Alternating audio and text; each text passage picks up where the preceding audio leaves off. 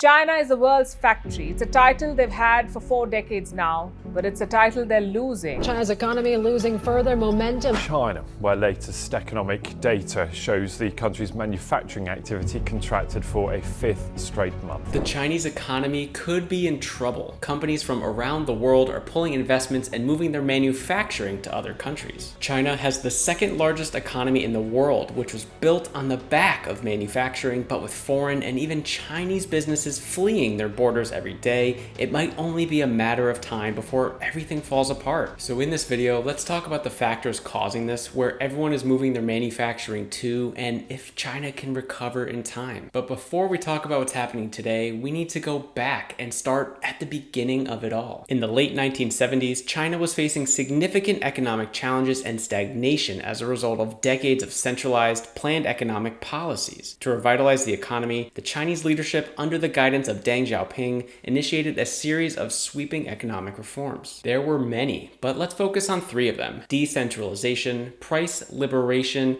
and foreign trade and investment. The decentralization economic reforms aim to shift the decision-making power from the central government to local authorities and enterprises, which usually seems like the best idea. This allowed local governments and businesses to have more autonomy and make decisions based on market forces rather than top-down directives. With price liberation, the Chinese government started to deregulate prices for many goods and services. This move allowed supply and demand to determine prices, which in turn made it more stable for foreign investment. And finally, special economic zones were established to attract foreign capital and technology advances. These zones were created to offer preferential policies, tax incentives, and other benefits to foreign investors. As a result, foreign investment flowed into China, helping to modernize its industries. These reforms were implemented gradually, allowing for experimentation and learning from both the good and the bad. China's large and relatively low-cost labor force played a crucial role in attracting manufacturing industries. The vast pool of workers provided a competitive advantage, making China a prime destination for labor-intensive manufacturing. China's marketing strategy was basically, hey, if you're selling something, we can make it, and it's going to be a lot cheaper. And it was working. China was saying yes to all businesses coming in, and their big economic boom was right around the corner, but they just hadn't realized it yet. It was a moment that they had hoped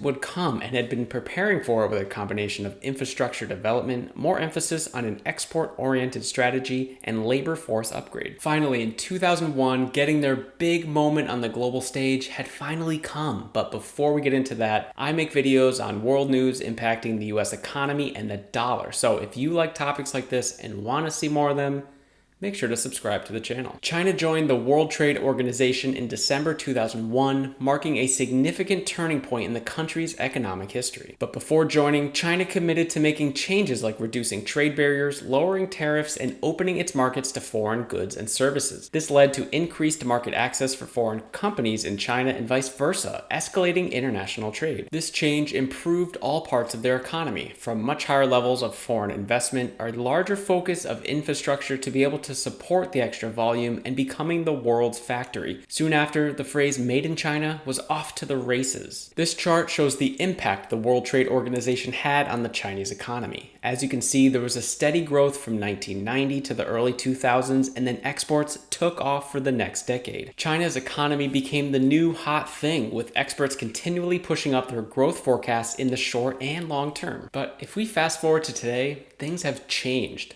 drastically. Well, I guess that depends on where you get your news from, because news coming out of the West points to gloom and doom for China's economy, with a news story seemingly every day about China's failing housing dilemma, large corporations filing for bankruptcy, or countries pulling their businesses out due to geopolitical uncertainty. Meanwhile, when you go to Chinese publications, you are painted a much different picture, one of optimism and pieces debunking Western talking points. With so many biases out there, whether it's West versus East, left versus right, it's so important to stay grounded. That's why I use Ground News as part of my daily routine. Ground News is a website and app that gathers news from over 50,000 sources around the world and puts related articles in one place so you can easily compare coverage. But it's much easier to show you than tell you. Let's look at this recent news story. China-US Economic Working Group holds first meeting. And this story is from a few days ago. As you can see, 15 number of sources reported this story, and each of the sources is given a political spectrum bias. Here's a group of left-leaning sources, center,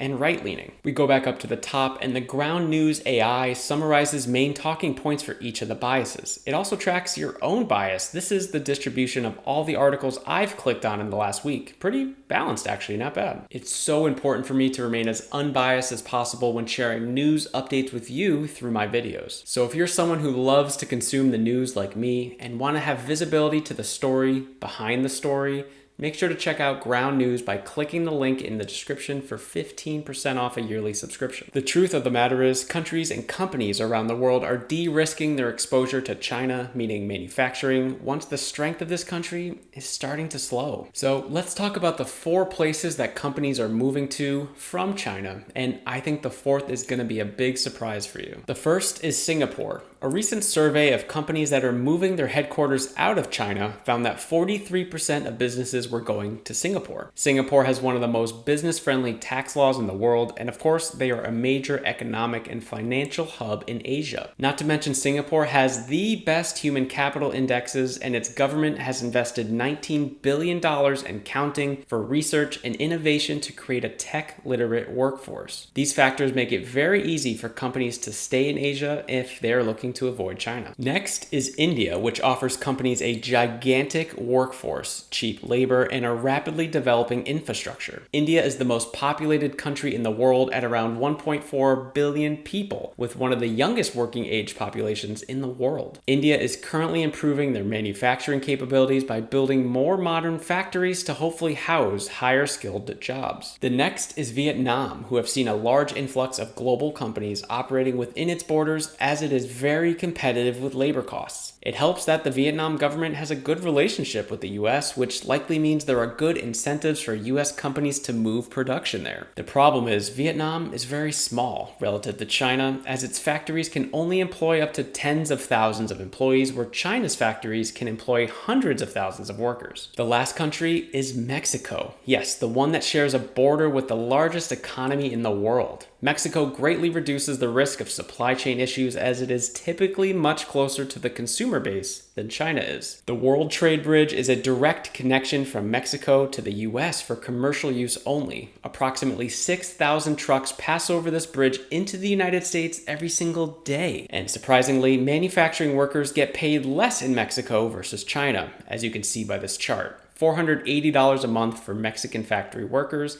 $840 a month for Chinese workers. While China does have some things to worry about for its export business, the truth is these other countries have nowhere near the capabilities that China has. In fact, they're probably a couple decades behind. But the export business isn't the only thing China should be concerned about. Find out the 3 things causing a slowdown in China's economy by watching this video here.